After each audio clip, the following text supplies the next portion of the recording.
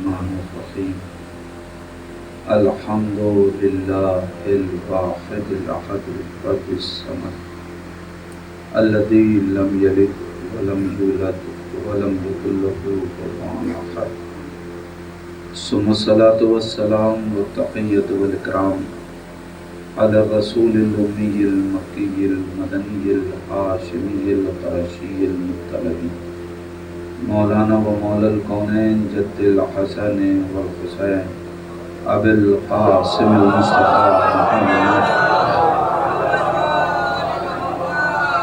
ولعنة الله على أعدائهم أجمعين من الآن إلى قيام يوم الدين وبعد يوم الدين اللهم لعن قاتلي فاطمة الزهراء سلام الله عليها اللهم لعن قتلة الحسين وأولاده وأصحابه أجمعين أما بعد فقد قال الحسين عليه السلام بسم الله الرحمن الرحيم هل من ناصر ينصرنا صلوات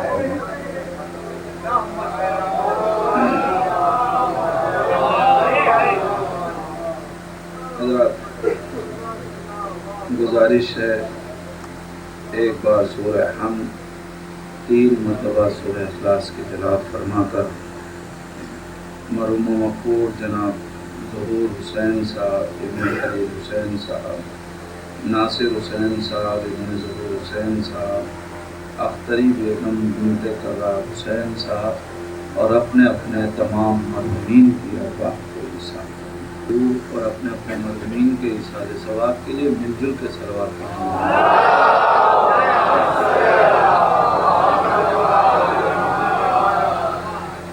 عزیزان ایمان، کائنات کے کسی خطے کا، کسی ملک کا، کسی زبان کا بولنے والا ہو، اگر وہ امام عالی مقام کا عزادار ہے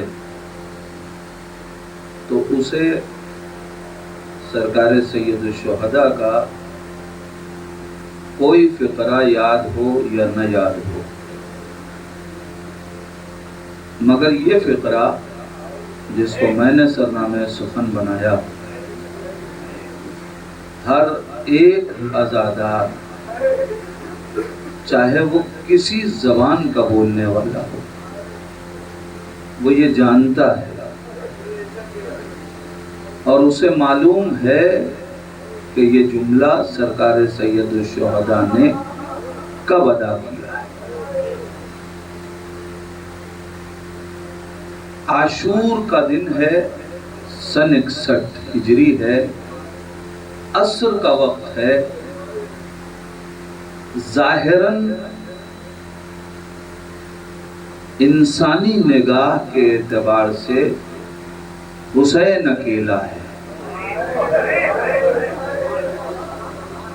اور اس وقت امام علی مقام ایک مطالبہ کر رہے ہیں،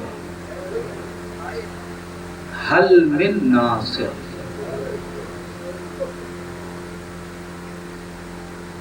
مگر یہ مطالبہ امام علی مقام کا ایک شرط کے ساتھ ہے۔ حسین بلا تو رہے ہیں مگر حسین سب کو نہیں بلا رہے۔ حسین مظلوم نے آواز تو دی ہے مگر حسین مظلوم بھیڑ نہیں چاہتے، ناصر چاہتے۔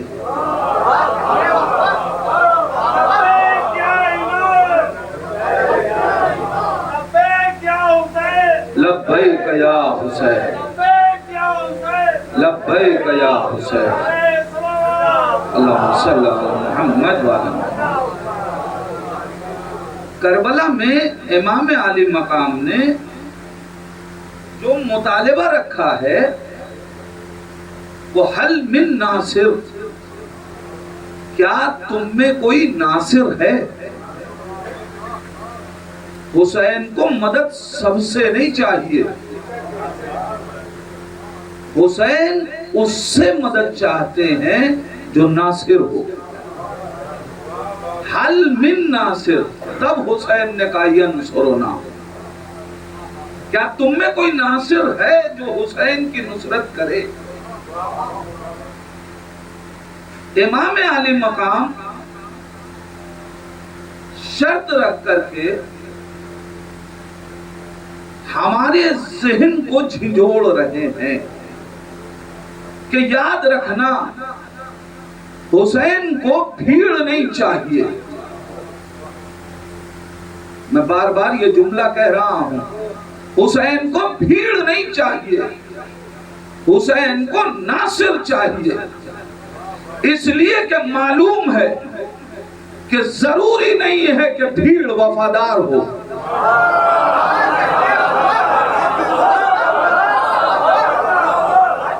ضروری نہیں ہے کہ بھیڑ وفادار ہو. ناصر وفادار ہوتا ہے. اگر بھیڑ لگا کے 1.25 لاکھ افراد بھی بیعت کریں تو توڑ دیتے ہیں، لیکن اگر ناصر ہوں 72 بھی ہوں تو توڑتے نہیں ہیں.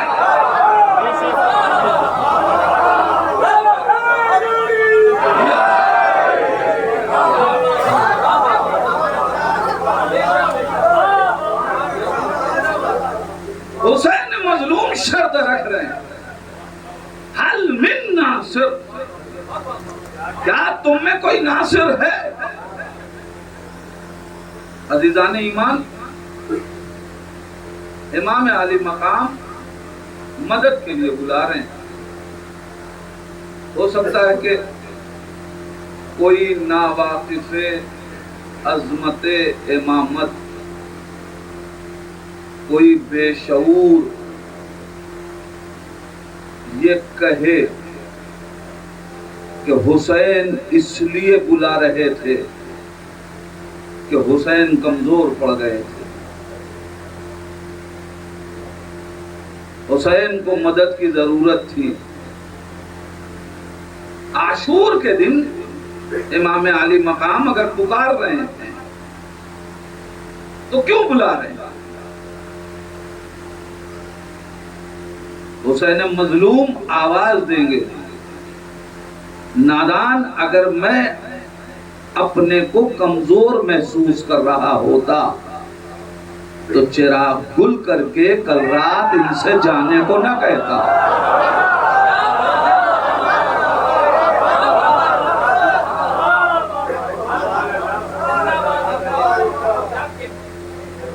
اگر حسین مظلوم ایک ہی کردار ہے، ایک ہی ذات ہے، شب عاشور چراغ گل کر کے کہہ رہا ہے چلے جاؤ، عصر عاشور کہہ رہا ہے آ جاؤ. پوچھئے امام سے اگر بھیجنا تھا تو بلایا کیوں، اور بلانا تھا تو چراغ گل کر کے واپس کیوں کر رہے تھے؟ کیا اس لیے کہ کل شب امام علی مقام نے چراغ گل کر کے تکلفاً کہا ہے کہ چلے جاؤ، اور آج حسین مجبور ہو کے کمزور پڑ کے بلا رہے ہیں؟ اگر کوئی ناواقف عظمت اہل بیت ہے اور اس کے ذہن میں یہ بات ابھر جائے کہ حسین نے مدد کو اس لیے بلایا کہ حسین اپنے کو کمزور سمجھ رہے تھے، تو میں اس سے کہوں گا قرآن پڑھو، قرآن پڑھو اور پھر ہمیں جواب دو. قرآن مجید اعلان کر رہا ہے بسم اللہ الرحمن الرحیم یا ایھا الذین آمنوا ان تنصروا اللہ ینصرکم. اے وہ لوگ کہ جو ایمان لائے اللہ کی مدد کرو. اگر تم اللہ کی مدد کرو گے تو اللہ تمہاری مدد کرے گا. یہ مدد مانگی کس نے ہے؟ بھئی یہ قرآن کلام پروردگار ہے نا، تو مدد مانگ کون رہا ہے؟ خدا مدد مانگ رہا ہے۔ مانگا کس سے ہے مدد؟ مدد کس سے مانگی؟ صاحبان ایمان سے۔ عجیب بات ہے نا، اما اللہ مومن سے مدد مانگے، ہم اگر امیر المومنین سے مانگ لیں،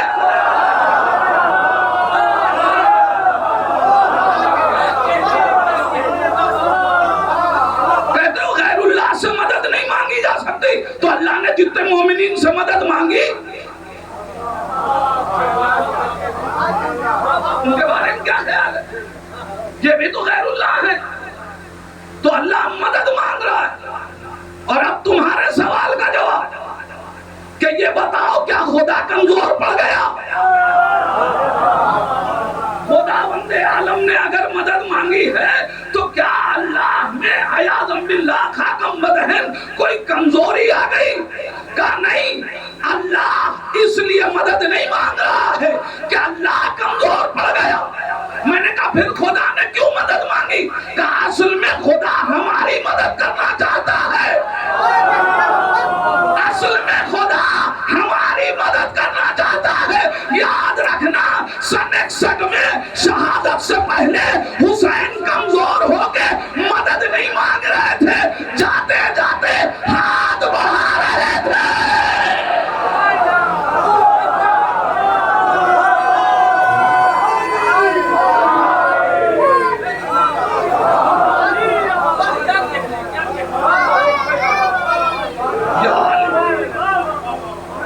حسین مظلوم جاتے جاتے ہاتھ بڑھا رہے ہیں۔ یہ حسین یہ نہیں کہہ رہے ہیں حل من ناصر ینصرنا، بلکہ کہہ رہے ہیں اگر تم میں کوئی باشعور ہے تو آؤ، ابھی بھی میں حر بنانے کو تیار۔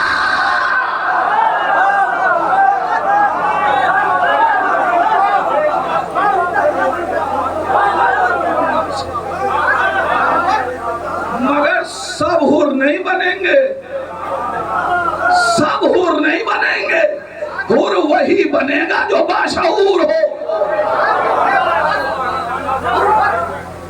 حل من ناصر، کیا تم میں کوئی ناصر ہے؟ حسین مطالبہ کر رہے ہیں حل من ناصر، مولا کیوں ہاتھ بڑھایا؟ امام کہیں گے تم کو ہمارا لقب نہیں معلوم؟ میں نے کہا مولا آپ کا کیا لقب ہے؟ کہ پڑھو رسول کی حدیث، پیغمبر اسلام نے ہم کو لقب دیا ہے بسم اللہ الرحمن الرحیم، ان الحسین مصباح الہدا وسفینۃ النجاۃ۔ حسین چراغ ہدایت اور کشتی نجات ہے۔ دوسری کشتیوں میں اور نجات کی کشتی میں فرق ہے۔ دوسری کشتیوں میں بچنے کے لیے تمہیں بیٹھنا پڑتا ہے، نجات کی کشتی ڈوبتے ہوئے تو خود آتی ہے۔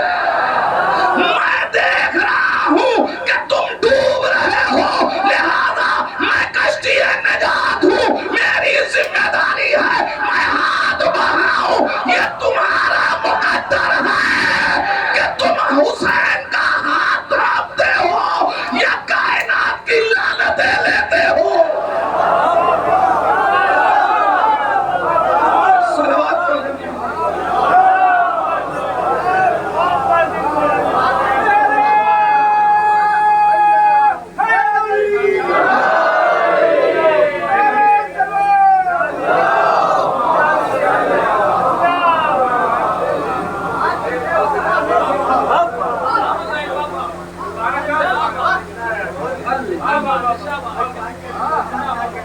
کیا تم میں کوئی ناصر ہے؟ اب جب شرط ہے کہ ناصر ہو، ناصر ہونا چاہیے، ناصر چاہیے حسین کو، سپاہی نہیں چاہیے، ناصر چاہیے۔ حسین کو لشکر نہیں چاہیے،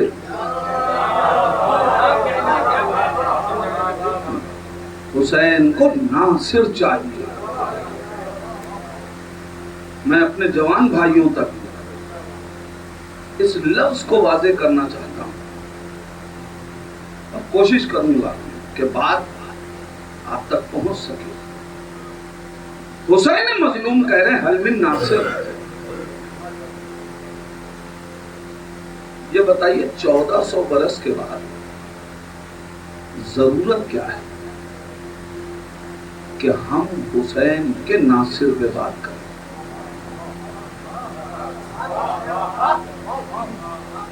کیا ضرورت ہے کہ ہم حسین کے ناصر پہ گفتگو کریں؟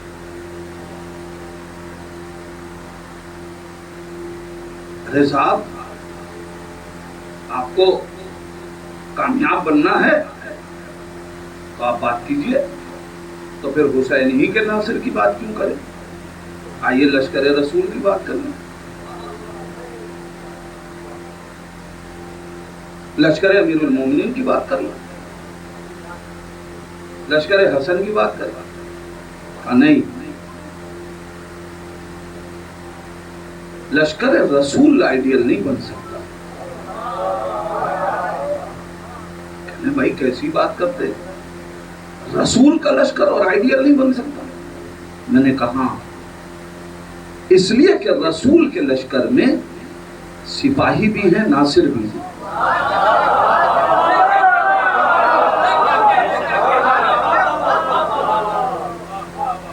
رسول کا لشکر آئیڈیل نہیں بن سکتا، اس لیے کہ رسول کے لشکر میں سپاہی بھی ہیں، ناصر بھی ہیں۔ امیر کائنات کا لشکر آئیڈیل نہیں بن سکتا، اس لیے کہ علی کے لشکر میں سپاہی بھی ہیں، ناصر بھی ہیں۔ سپاہی میدان چھوڑ کے بھاگ جاتا ہے،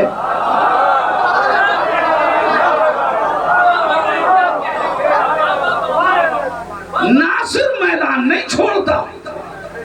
سپاہی میں اور ناصر میں فرق ہے۔ ارے سپاہی اتنا بے شعور ہوتا ہے کہ نبی کے بلانے پہ بھی نہیں آتا، اور ناصر اتنا ذمہ دار ہوتا ہے کہ چراغ گل کر کے واپس کرنے پہ بھی نہیں جاتا۔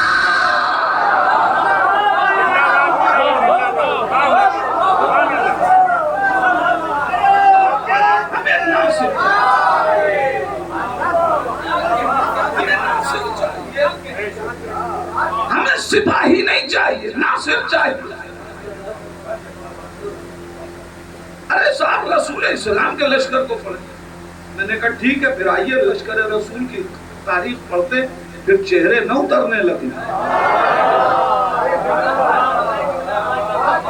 اس لیے کہ پھر کردار پڑھا جائے گا، پھر یہ نہ کہیے گا کہ تبرہ کر رہے ہیں۔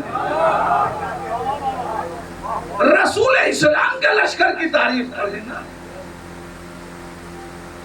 اچھا ایک سوال کرو میرے جوان بھائیوں، تحقیق کا دامن کھلا ہوتا ہے، کبھی بیٹھ کے دیکھیے،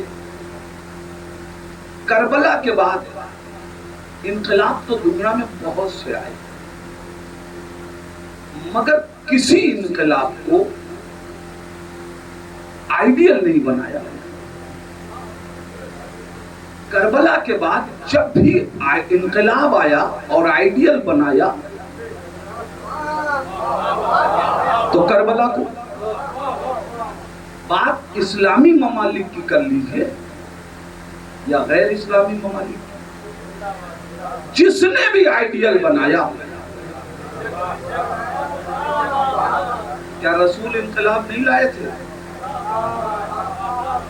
پیغمبر اسلام بھی انقلاب لائے، امیر کائنات انقلاب نہیں لائے، لے آئے۔ دامن تھوڑا سا پھیلا دیجئے تو اور بھی بہت سے لوگوں نے اپنے زوم ناقص میں انقلاب برپا کیا۔ تو کسی کو آئیڈیل بنا لیجئے،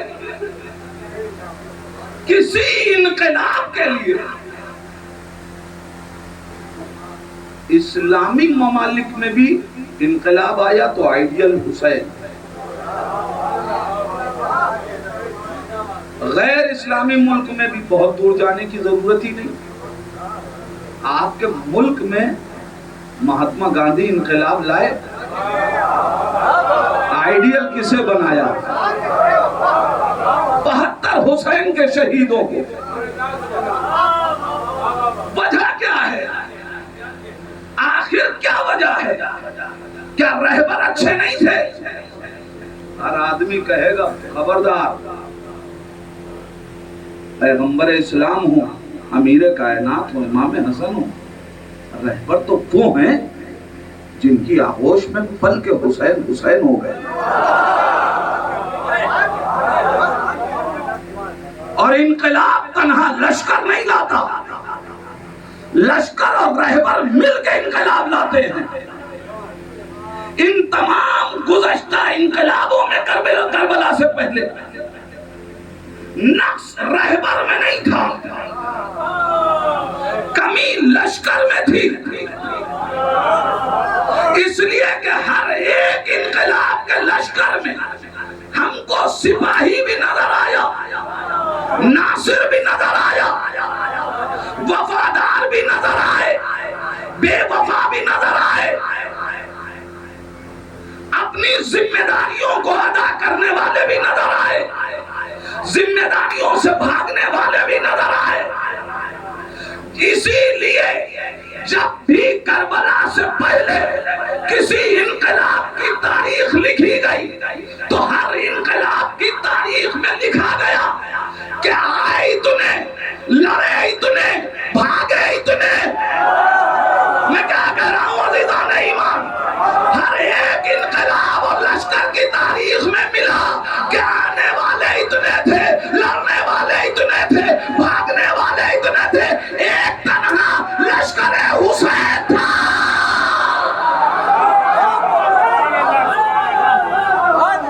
جہاں سے کوئی نہ بھاگا. اب بتائیے کوئی انقلاب لاتے ہوئے کیا اس لشکر کو آئیڈیل بنائے گا جو میدان سے بھاگ جائے؟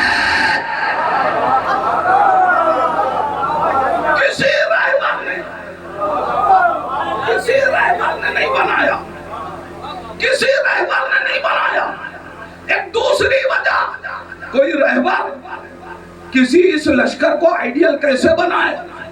اس لیے کہ اس نے بھی تو پڑھا ہے کہ فراق میں تھے کہ درے سے نبی کو گرا دیں، مگر بجلی چمکی چہرے پہچانے گئے. اس کا مطلب نبی کا لشکر اپنے رہبر کو مارنا چاہتا تھا. امیر کائنات کے لیے تاریخ نے لکھا آئے تو علی کے ساتھ، مگر تلوار لے کے علی کے خلاف کھڑے ہو گئے. یعنی علی کے لشکر میں کچھ ایسے تھے جو اپنے رہبر کو مارنا چاہتے تھے. امام حسن کے لشکر میں، صحابات میں لشکر والوں ہی نے خنجر مارا. اس کا مطلب حسن کے لشکر میں بھی اپنے رہبر کو مارنے والے موجود تھے. ایک ہی لشکر تو تھا کہ جس میں ہر ایک مرنے کو تیار تھا.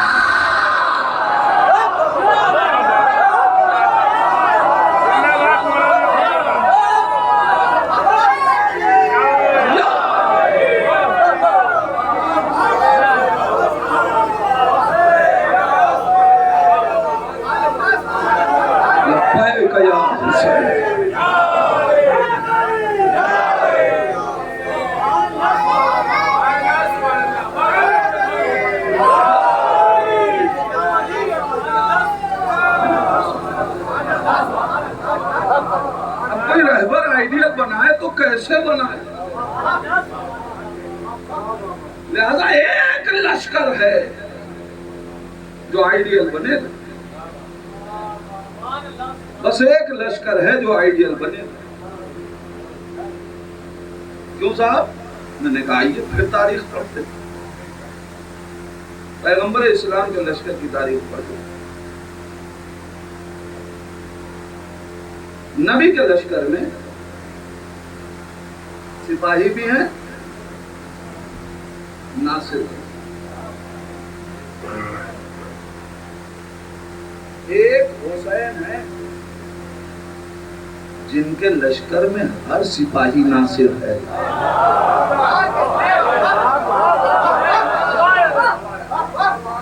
ہر سپاہی ناصر ہے۔ ناصر اور سپاہی میں فرق یہ ہے کہ ناصر بے شعور نہیں ہوتا، ناصر کبھی اپنے رہبر پہ شک نہیں کرتا، لیکن سپاہی چونکہ بے شعور ہوتا ہے لہذا اپنے رہبر پہ شک کرتا ہے۔ پڑھیے تاریخ، جنگ حنین ہے، جنگ ختم ہوئی ہے، مال غنیمت ہاتھ آیا ہے۔ تاریخ کہہ رہی ہے کہ جنگ حنین کے بعد پیغمبر اسلام مال غنیمت تقسیم کر رہے ہیں۔ میرے جوان بھائیوں، نبی مال غنیمت تقسیم کر رہے ہیں، مال نہیں تقسیم کر رہے ہیں۔ شرط ہے، اس لیے کہ مال ہو سکتا ہے کہ کسی یہودی کو بھی مؤلفۃ القلوب کی حیثیت سے دے، مگر مال غنیمت ہے تو سب کو نہیں ملے گا، اسی کو ملے گا کہ جو نبی کے لشکر میں گیا ہو۔ مال غنیمت تقسیم ہو رہا ہے تو اس کا مطلب یہ نبی کا لشکر ہے، یہ نبی کے سپاہی ہیں، اور یہیں تک بات نہیں رکے گی۔ جب یہ نبی کے سپاہی ہیں تو یہ صرف سپاہی نہیں ہیں، صحابی بھی ہیں۔ بھئی نبی کا لشکر ہے نا، نبی کے ساتھ میدان میں ہے اور نبی ہی تقسیم کر رہے ہیں، تب اس کا مطلب یہ سپاہی بھی ہیں، صحابی بھی ہیں، نبی کا لشکر بھی ہے۔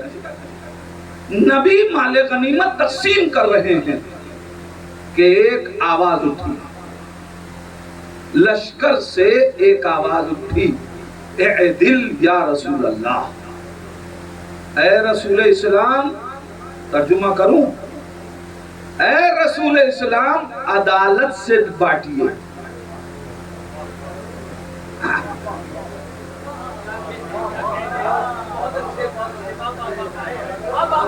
میں عرض کر چکا کہ سامنے کوئی کافر نہیں ہے، یہودی نہیں ہے، عیسائی نہیں ہے، نبی کی رسالت کا کلمہ پڑھنے والا صحابی ہے، مگر ایمان اتنا کمزور ہے کہ نبی سے کہا جا رہا ہے اے دل یا رسول اللہ، اے رسول اسلام عدالت سے تقسیم کیجئے۔ ایک بات کہے بغیر تو آگے نہیں بڑھوں گا، اس لیے کہ جس کا وہ آئیڈیل ہو وہ بات سنبھالے۔ ہم تو اتنا جانتے ہیں، میاں جس کے نبی میں عدالت نہ ہو وہاں خلافت میں عدالت کیا ڈھونڈی جائے۔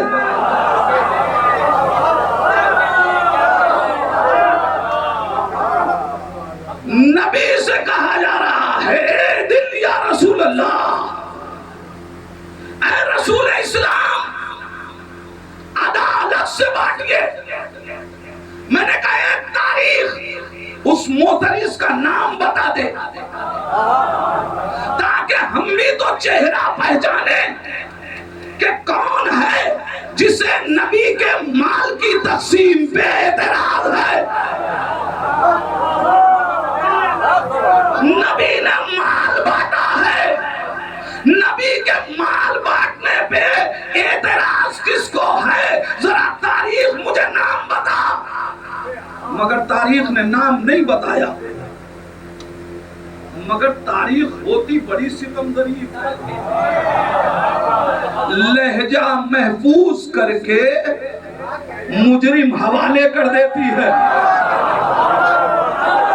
میں تاریخ کے جھروکوں سے ڈھونڈ رہا تھا کہ مجھے کوئی ملے کہ جس کو نبی کے مال دینے پہ اعتراض رہا ہو۔ میں نے پوری حیات پیغمبر پڑھ ڈالی، مجھے نبی کی حیات میں نہ ملا کہ مال بانٹنے پہ نبی کے کسی کو اعتراض ہوا ہو، مگر ادھر نبی کی آنکھ بند ہوئی۔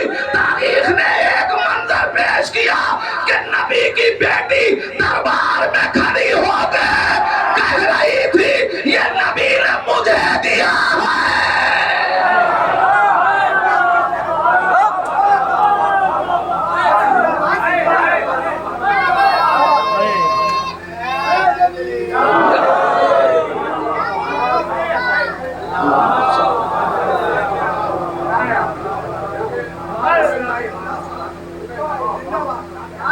کہاں بھی مال تھا، یہاں بھی مال ہے، اور میاں جب تھوڑے سے مال غنیمت پہ اعتراض ہو تو پورے باغ کو کیسے برداشت؟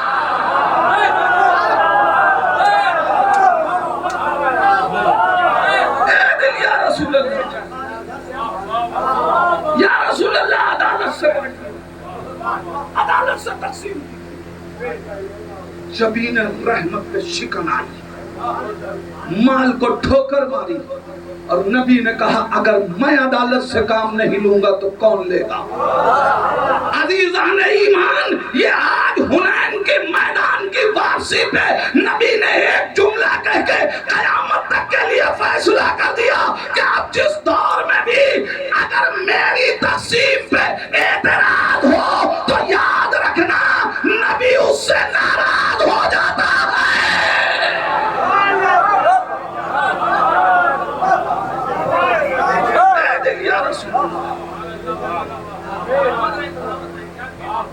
اگر میں عدالت سے کام نہیں لوں گا تو کون لے گا؟ نبی کریم، بات اپنی جگہ، میں نے جو یہ واقعہ پورا پڑھا ہے تو صرف اس نتیجے کے لیے کہ اب سمجھئے یہ صحابی سپاہی تو تھا،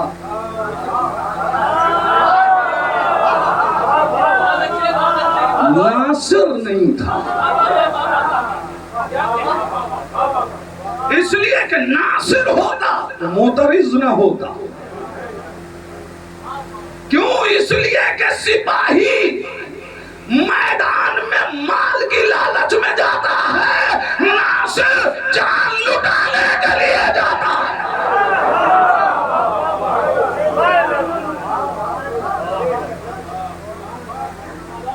ناصر بننا آسان نہیں، ناصر بننا آسان نہیں۔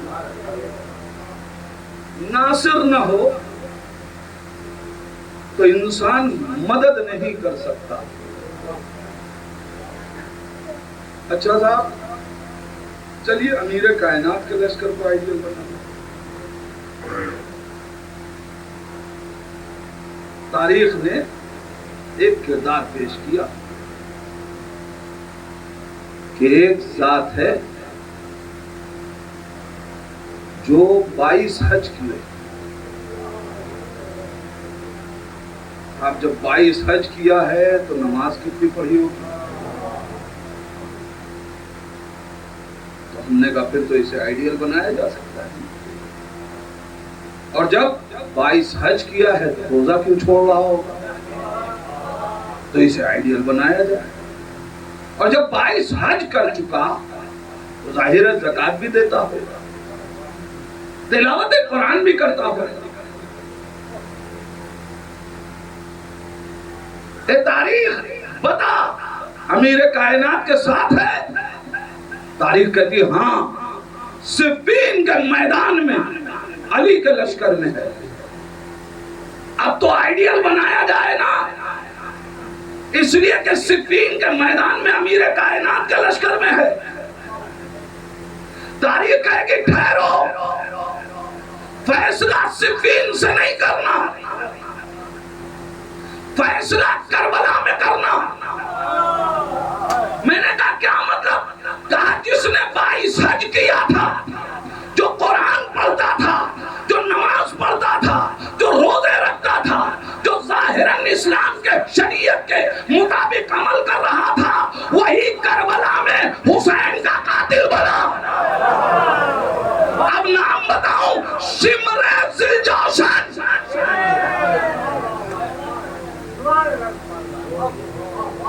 آپ بتائیے، آئیڈیل بنائیں گے؟ اب جس کو بنانا ہے وہ بنا لے، پھر جو اس کا حال ہوا وہی اس کا ہوگا۔ اب سمجھ میں آیا کہ حسین کیوں کہہ رہے ناصر چاہیے، حسین مظلوم کیوں کہہ رہے ناصر چاہیے؟ اس لیے کہ ناصر معتبر ہوتا ہے، ناصر کبھی میدان بدلتا نہیں ہے۔ سپاہی لالچ میں آتا ہے لہذا میدان بدل دیتا ہے، مگر ناصر معرفت کے ساتھ آتا ہے لہذا اگر گردن پہ خنجر بھی رکھ دیا جائے تب بھی دار پہ جا کے ہماری ولایت۔ ناصر چاہیے، ہمیں سپاہی نہیں چاہیے، ناصر چاہیے۔ امام حسن کے لشکر کا حال آپ کی نگاہوں کے سامنے، خنجر مارنے والے، کیا آئیڈیل بنایا جا سکتا ہے؟ پر ایک ہی لشکر ہے جس میں کوئی غدار نظر نہیں آیا، ہر ایک وفادار، اور ایسے وفادار کہ اتنی جانساری کے بعد بھی حسین سے پوچھ رہے تھے اوفیت یا عباد اللہ، اے مولا بتائیے کیا حق وفا پورا کر دیا؟ اس کا مطلب یہ ہے کہ ناصر جو ہوگا وہ اپنے عمل پہ غرور نہیں کرے گا، سوچے گا کہیں کوئی کمی تو نہیں رہ گئی۔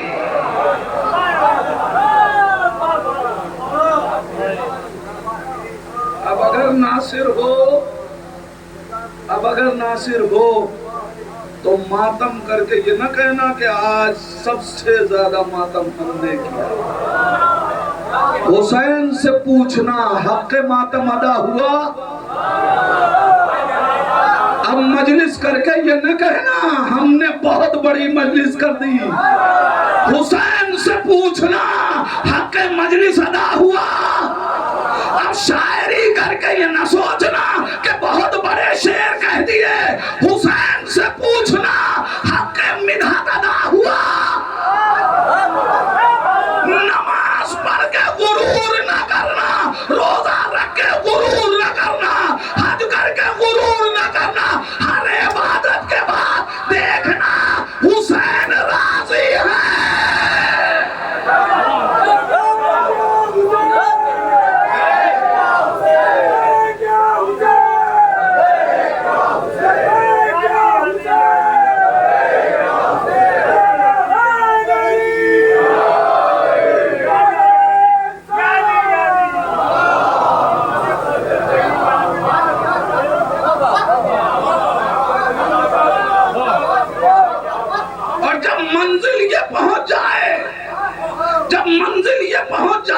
کہ رضایت حسین کی تلاش ہو اور ناصر بن جاؤ تو پھر یاد رکھنا ساری کائنات پہ واجب ہے کہ وہ اپنے زمانے کے امام کو سلام کرے، وقت کا امام تمہیں سلام کرتا نظر آئے۔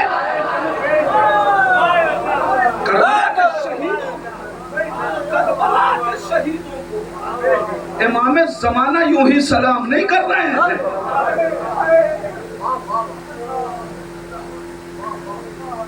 اگر امام سلام کر رہے ہیں کوئی حق تو ادا کیا ہے۔ حل من ناصر، مولانا تو سن 61 کی بات تھی، آج کیسے یہ آج کیسے ہو کہ ہم حسین کا ہاتھ تھام؟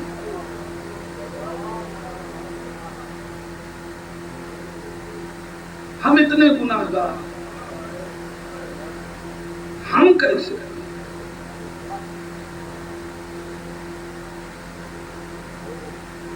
ایک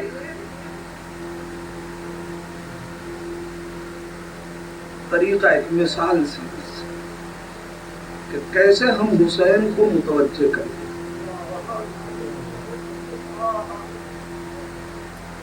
حسین ہمیں سنبھال، دو طریقے کے بچے معاشرے میں آپ کو نظر آئیں گے۔ ایک بچہ ہے ایک جھولے میں لیٹا ہوا، آپ اس کے پاس کھڑے ہو جائیں، اس کے پاس سے گزر جائیں، بے حس و حرکت پڑا رہے تو آپ کو کوئی توجہ اپنی طرف مبذول نہ کرے، کوئی حرکت نہ کرے،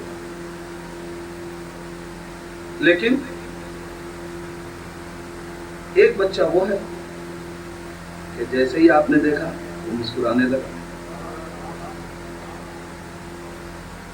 ہاتھ پیر مارنے لگا، جس کو ہم ہمکنا کہتے ہیں۔ اب آپ نہ بھی چاہیں گے نا تب بھی ہاتھ بڑھا دیں گے۔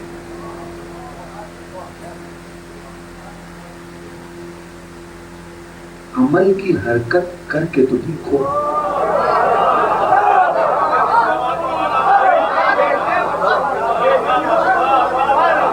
اگر بے عمل پڑے رہو گے تو حسین متوجہ نہیں ہوں گے، مگر مسجد میں جاؤ گے تو حسین متوجہ ہوں گے، عزاداری میں آؤ گے حسین متوجہ ہوں گے، کسی بڑے کوئی احترام کرو گے حسین متوجہ ہوں گے، کسی بچے سے شفقت کرو گے حسین متوجہ ہوں گے۔ تم ہمک کے دکھاؤ، حسین خود ہاتھ بڑھا دے۔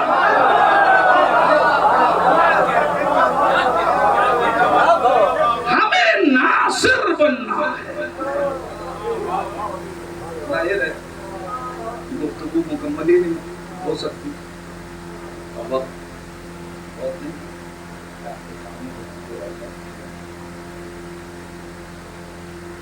تم بیٹھ کے سوچئے گا، ہم ناصر ہیں کہ سپاہی؟ اگر سپاہی ہیں تو اپنے کو ناصر بنائیں، اس لیے کہ ضروری نہیں ہے کہ سپاہی کا انجام اچھا ہو جائے، مگر لازمی ہے کہ ناصر بن جاؤ تو انجام اچھا ہوگا۔ شرط ناصر بننے عزیزان ایمان، جانتے ہیں ناصر؟ اب ایک اگر وقت اجازت دے تو میں ایک واقعے سے اور سہارا لے لوں، ایک صلوات پڑھوں۔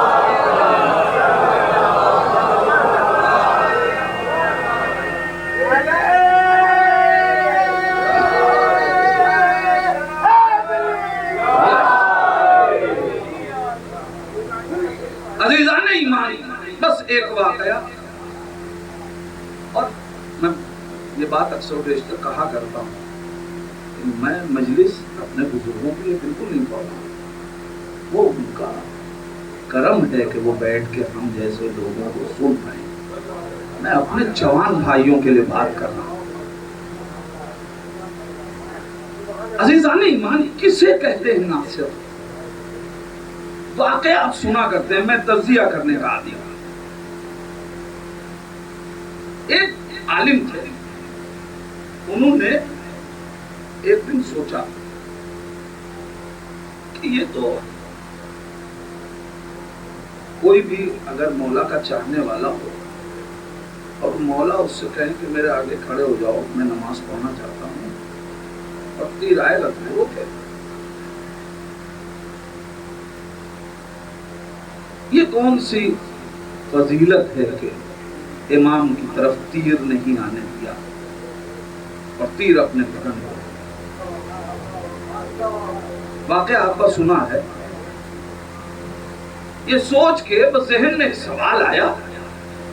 سوال کا آنا غلط نہیں ہے، اور خاص طور سے میں اپنے بزرگوں سے گزارش کروں گا کہ اگر بچے کبھی کچھ پوچھیں تو انہیں ڈانٹ کے چپ نہ کر دیجئے، کیسی بات کر رہا نہیں، وہ سمجھائیے. اس لیے کہ اگر سوال ذہنوں میں باقی رہ جائے تو شک بنتا ہے، اور شک ایمان کو ضائع کرتا ہے، اور اگر جواب مل جائے تو ایمان قوی ہو جاتا ہے. لہذا یہی وجہ تھی کہ جن لوگوں کے زمانے میں سوال کرنے پہ پابندیاں رہیں وہاں ایمان کمزور رہا، اور علی نے منبر پہ آ کے سلونی سلونی کہہ کے تسکین دے دے کے ایمان کو قوی کیا ہے. تو ذہن میں سوال اٹھا، سوئے عاشور کا دن ہے، یزیدی فوج سجی ہے، ادھر حسین کا لشکر ہے. امام نے وقت نماز ہوا اور اسی عالم دین سے کہا کہ آؤ کھڑے ہو، اپنی نماز پڑھنا چاہتے. اب جو عالم دین کھڑے ہوئے تو وہ یہ کہتے ہیں کہ میں نے خواب میں دیکھا کہ ادھر سے تیر چلا اور میں ذرا سا اپنے کو بچایا اور وہ تیر جا کے امام کے جسم پہ بس جیسے ہی یہ ہوا میرے اندر جھرجھری سی ہوئی اور میں اڑ گیا، مجھے میرے سوال کا جواب مل گیا. واقعہ مکمل ہو گیا. اب میں آپ سے پوچھنا چاہتا ہوں، یہ بتائیے کہ اگر ایک انسان یہاں بیٹھا ہو، ابھی کوئی چیز ایک بال مثلا کہیں کوئی بیٹھا ہے کرسی پہ، ایک بال اس کی طرف آئے تو فطرتاً وہ اپنے کو بچائے. آنکھ کی طرف کوئی چیز آئے، آنکھ فوراً فطرتاً بن گئی ہے نا. یعنی فطرت کا تقاضا ہے کہ اگر کوئی شے اس کی طرف آ رہی ہے تو وہ اپنے کو بچائے. سپاہی اور ناصر کا فرق پہچانے. جب انسان اپنی فطرت پہ حسین کو غالب کر دے تو ناصر بن جاتا ہے. جب حسین کی رضا ہماری فطرت پہ غالب ہو جائے، آپ سوچیں کہہ دینا بہت آسان ہے، پڑھنا بہت آسان ہے کہ تیر آ رہے تھے اور اپنے جسم پہ روکے جا رہے تھے، مگر یہ دیکھیے کہ فطرت کا مقابلہ ہو رہا تھا کہ فطرت کہہ رہی ہے کہ ہٹو، نصرت کہہ رہی ہے کھڑے رہو.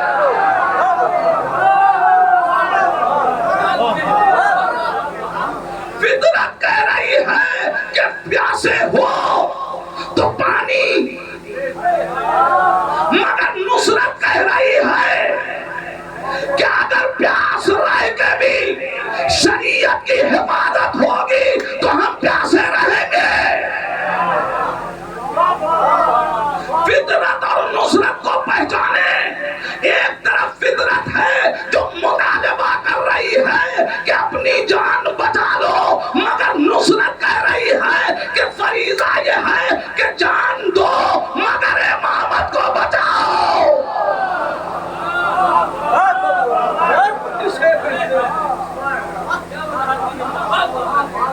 اور جب انسان بہت بڑے کام نہیں ہے، آپ یہ نہ سوچیں کہ صاحب 1400 برس کی پہلے کی تاریخ پڑھ رہے ہیں آج کیسے. بہت بڑے کام نہیں. سیدہ کے لیے جب چھوٹا سا بھی کام کیا جائے گا تو فاطمہ میں جب انسان سیدہ کے لیے کچھ کرے تو سیدہ اسے ناصر بنا دیتی ہے۔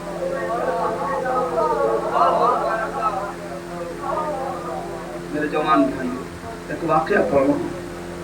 آغا علی نے خطیب نے ایران کے عالم دین ہے، انہوں نے اس واقعے کو پڑھا۔ ایک شخص تھا جس کا نام رضا تھا۔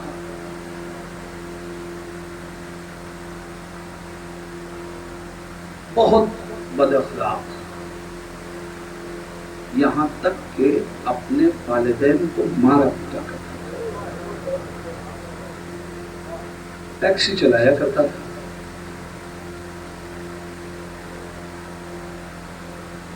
جب آئے گھر میں جھگڑا کرے۔ ایک دن اپنے والدین کو مارا پیٹا اور گھر چھوڑ کر کے چلا گیا۔ ایک دوسرے محلے میں جا کے اس نے گھر لے لیا، اور اب وہاں زندگی گزارنے لگا۔ ظاہر ہے والدین بھی نہیں، اب تنہا ہے۔ دوستوں کا ایک حلقہ، اپنے جیسے دوست اکٹھا کیا، دن بھر ٹیکسی چلاتا، رات میں جوا کھیلتا، شراب پیتا، دوسرے گناہ کرتا، دوستوں کو اکٹھا کر لیتا پوری رات۔ یہ کیفیت تھی۔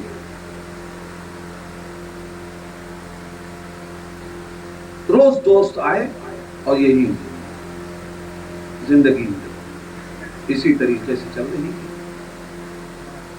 ایک دن انتظار کر رہا تھا، دوست نہیں آئے۔ اس نے دوستوں کو فون کیا کہ بھائی تم آئے نہیں؟ ارے تمہیں معلوم نہیں محرم آ گیا۔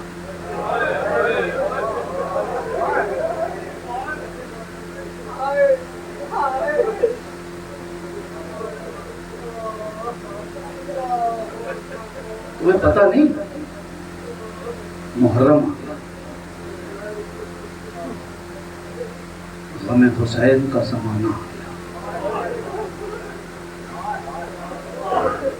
اب ہم لوگ محرم بھر اس طریقے کے کام انجام نہیں دیتے، اصرار کے باوجود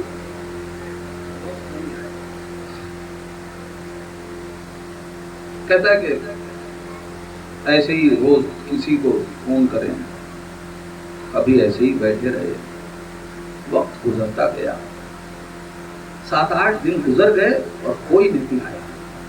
اب رات میں ایک دن بیٹھا ہوا بور ہونے لگا، تو میں نے سوچا کہ اب اس سے اچھا ہے کہ چلیں ٹیکسی لے کے نکلے، کوئی سواری کہیں پہنچا دیں۔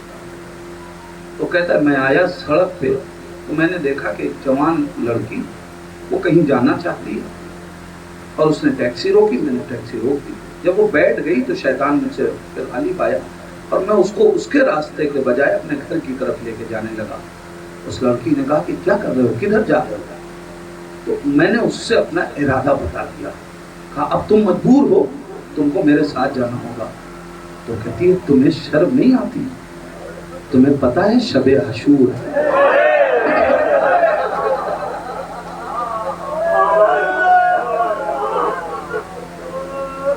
کیا تمہیں نہیں معلوم شب عاشور ہے اور تم ایسی بات کر رہے ہو؟ کہتا ہے مجھے کچھ نہیں پتا۔ تو کہتی ہے کہ تمہیں نہیں معلوم میں سید زادی ہوں، میرے ساتھ ایسا نہ کرو، میں حسین کی مجلس میں جا رہی ہوں، مجھے مجلس میں چھوڑ دو۔ ابھی بھی وہ آمادہ نہیں ہوا۔ اس نے کہا کہ تمہیں زہرا کی عظمتوں کا واسطہ۔ کہتا ہے اب جیسے ہی اس لڑکی نے سیدہ کا واسطہ دیا، میرے جسم میں ایک جھرجھری سی پیدا ہو گئی۔ میں گھبرا گیا، میں نے کہا اچھا چونکہ تم نے سیدہ کا واسطہ دے دیا لہذا اب سیدہ کے نام پہ تمہیں چھوڑ رہا ہوں، بتاؤ جانا کہاں ہے؟ لڑکی نے بتایا مجھے فلاں جگہ چھوڑ دو۔ وہ لے کے گیا اس امام باڑے میں۔ جب چھوڑ کے پلٹنے لگا تو اس کو خیال آیا کہ ارے یہی تو وہ محلہ ہے کہ جس میں میرے ماں باپ رہتے ہیں. کئی مہینے گزر گئے، اپنی ماں سے ملا نہیں ہوں، باپ کو دیکھا نہیں ہے. کہتا اس محلے میں آ گیا تو آؤ چلو چل کے ماں سے بھی مل لیں. یہ کہہ کے وہ اپنے ماں کی گھر کی طرف بڑھا. کہتا ہے کہ میں گھر کے قریب گیا، پرانی چابی ابھی بھی اس کے پاس تھی. اس نے دروازہ کھولا، گھر میں داخل ہوا، کوئی موجود نہیں تھا. کہتا گھر خالی تھا. میں بیٹھا تو میں نے ٹی وی کھول دیا. جیسے ہی ٹی وی آن کیا، ٹی وی کے اوپر بقی کی تصویر آ رہی تھی اور سیدہ کے مصائب پڑھے جا رہے تھے. میں سن کے رونے لگا، گریہ کرنے لگا. ایک مرتبہ ٹی وی اسکرین کا منظر بدلا، کسی اور جگہ کی تاریخ بیان ہونے لگی اور کربلا آ گئی، اور اس کے بعد حسین کے بچوں کی مصیبت بیان ہونے لگی، سکینہ کے تماچوں کا تذکرہ ہونے لگا. میں بہت رویا، بہت رویا، گریہ کرتا رہا. کہتا ہے آج تک میرا ایسا حال نہیں ہوا تھا. ابھی میں رو ہی رہا تھا کہ گھر کا دروازہ کھلا، میں نے دیکھا میری ماں آ گئی. میں ماں کے قدموں پہ گر گیا، اماں مجھے معاف کر دو، میں تمہارا بہت برا بیٹا، مگر اماں تمہیں فاطمہ کا واسطہ، مجھے معاف کر دو. ماں نے بیٹے کو گلے سے لگایا. بیٹا یہ آج کیسی تبدیلی ہے؟ کہا اماں بس مجھے معاف کر دو. ماں تھوڑی دیر کے بعد پھر اٹھی، چادر اٹھائی، باہر جانے لگی. کہتا اماں کہاں جا رہی ہو؟ کہا میرے لال شب عاشور ہے، ایک دوسری مجلس میں جا رہی ہوں. کہتا اماں میں بھی چلوں گا، حسین کی مجلس میں بھی چلوں گا. عزادارو اب جو حسینیہ میں داخل ہوا، امام باڑے میں داخل ہوا، ہر شخص اسے دیکھ کے تعجب کر رہا ہے. یہ اور امام باڑے میں، یہ اور مجلس حسین میں. کہتا ہے میں مجلس میں جا کے بیٹھا. جب ذاکر نے مصائب پڑھنے لگے شروع کیے، عاشور کی مصیبتیں پڑھ رہا تھا. ارے میں رو رہا تھا، مصائب پڑھے جا رہے تھے، میں گریہ کر رہا تھا، آنسو بہا رہا تھا کہ ایک مرتبہ حور کے مصائب پڑھے جانے لگے. ارے میں نے کہا اے حسین ہم بھی تو آپ کے دروازے پہ آئے ہیں، اے آقا میری بھی گناہ معاف ہو جائے. میں نے آقا سے معافی مانگی. مجلس ہو رہی تھی، نوحہ ہو رہا تھا، چائے پلائی جا رہی تھی. میں اٹھ کے ان لوگوں کے پاس گیا جو ادا خانے کے ذمہ دار تھے. ان سے کہا کیا اتنی اجازت ہے کہ میں بھی حسین کی خدمت کر سکوں؟ اس کے ہاتھ میں سینی دے دی گئی، وہ سب کو چائے پلانے لگا، روتا رہا، حسین کی خدمت کرتا رہا یہاں تک کہ محرم گزرا. جب محرم ختم ہوا تو ایک دن اب یہ تبدیلی اس کے اندر آ چکی ہے، اب یہ مسلسل مجلسوں میں آ رہا ہے. ایک دن ایک شخص آیا اور آ کے کہتا ہے اے رضا ہمارا قافلہ کربلا جا رہا ہے. رضا ہمارے افراد تو پورے تھے مگر ایک شخص آج اس نے منع کر دیا ہے. رضا کیا تم کربلا چلو گے؟ رضا نے کہا آقا اتنے کریم ہو کہ اب ہمیں کربلا بھی بلا رہے ہو. لو عزادارو وہ کہتا ہے میں کربلا گیا، میں کربلا میں بھی بہت رویا، اپنی معافی مانگتا رہا.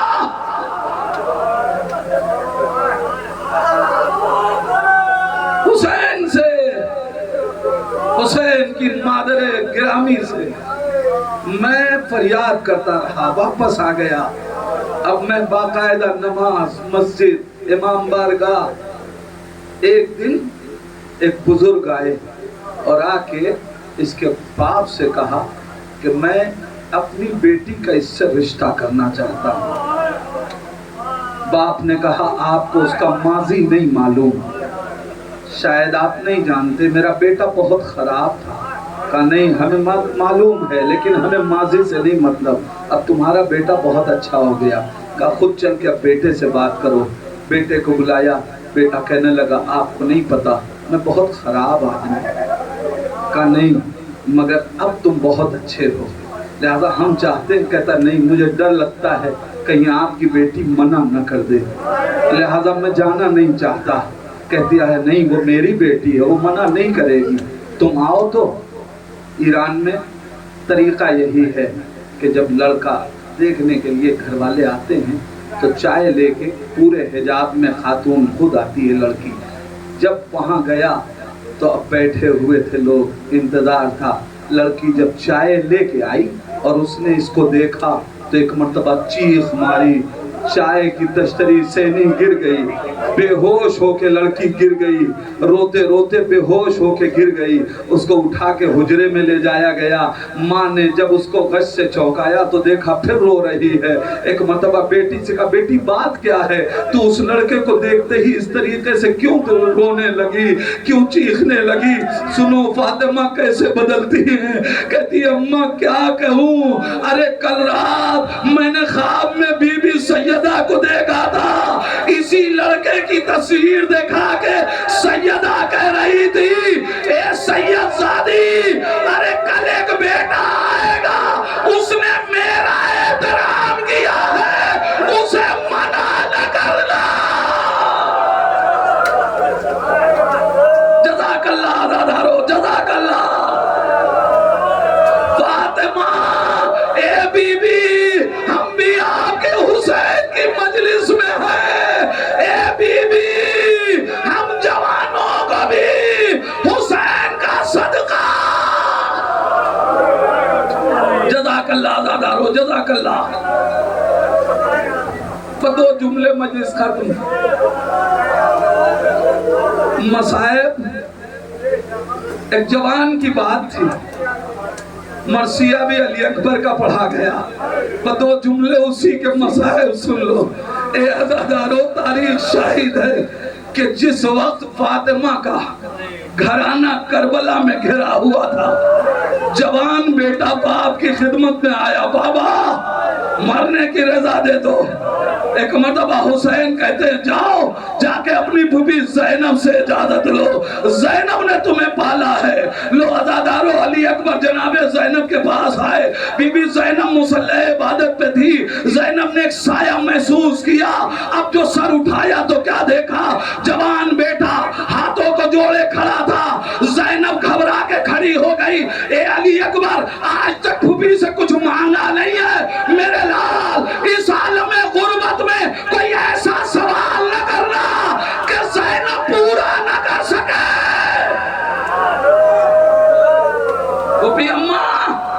پھوپھی اماں مرنے کی رضا دے دو۔ زینب نے کیسے اجازت دی مجھے نہیں معلوم۔ گئے علی اکبر امام کی خدمت میں آئے، ساتھ ساتھ پیچھے پیچھے زینب حسین کے خیمے میں آئے۔ آقا بابا، پھوپھی اماں نے اجازت دے دی۔ مقتل کہتا ہے رسول اسلام کا امامہ علی اکبر کے سر پہ رکھا، رسول کی رضا پہنائی، اور ایک مرتبہ حسین نے علی اکبر کو جی بھر کے دیکھا، اور حسین اور علی اکبر رونے لگے۔ مقتل کا جملہ یہ ہے کہ فغشیا، دونوں گلے مل کے باپ بیٹے اتنا روئے کہ غش کھا کے گر گئے۔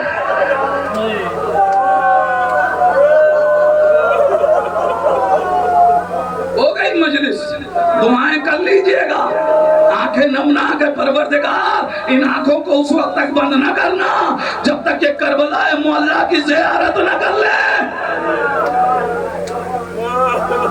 مقتل نے کیا لکھا جوانوں؟ حسین اور علی اکبر اتنا روئے کہ غش کھا کے گر گئے، اتنا روئے کہ غش کھا کے گر گئے۔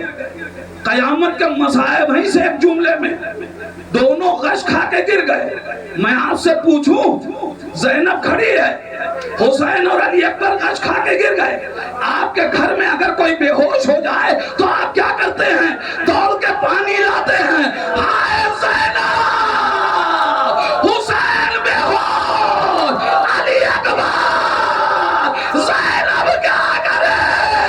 خیمے میں پانی نہیں، عجب نہیں، اپنی غربت کا ماتم کیا۔